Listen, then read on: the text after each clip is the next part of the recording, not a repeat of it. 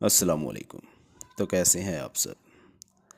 آج ہم بات کریں گے ایک ایسے شخص کی جس نے نہ جانے کتنے ہی لوگوں کو بے دردی سے مار دیا۔ ایک تفریحی شخص جس نے بچوں کی پارٹیوں میں پوگو دی کلاؤن کھیلا۔ جان وین گیسی امریکہ میں سب سے زیادہ بدنام زمانہ سیریل کلرز میں سے ایک تھا۔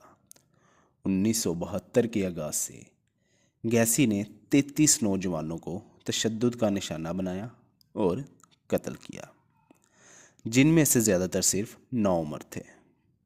اس کا دہشت گردی کا دور 6 سال تک جاری رہا۔ 1978 میں 15 سالہ رابرٹ بیسٹ کی گمشدگی کی تحقیقات کے دوران پولیس گیسی کا سراغ لگانے میں کامیاب رہی۔ حکام نے گیسی کے گھر کے نیچے کرال سپیس میں 26 نوجوانوں کی لاشیں دریافت کی۔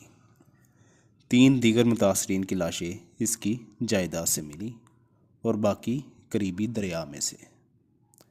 گیسی پر 33 قتل کا الزام تھا۔ وہ 6 فروری 1980 کو مقدمے میں چلا گیا۔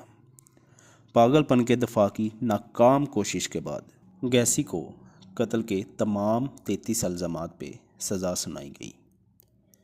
گیسی کے 12 قتل کی سزا کے طور پر سزائے موت مانگی اور اسے دی گئی۔ جان وین گیسی کو 1994 میں محلک انجیکشن کے ذریعے پھانسی دی گئی۔ اس شخص کے اوپر ایک مووی بھی بنائی گئی۔ اگر آپ چاہیں تو نیٹ فلکس پہ وہ آپ کو مل جائیں گی، اور اگر آپ دیکھنا چاہتے ہیں تو وہ جا کے دیکھ سکتے ہیں۔ اس طرح کی اور سٹوریز کے لیے ہمارے ساتھ رہیے اور چینل کو سبسکرائب کیجیے۔ شکریہ، اللہ حافظ۔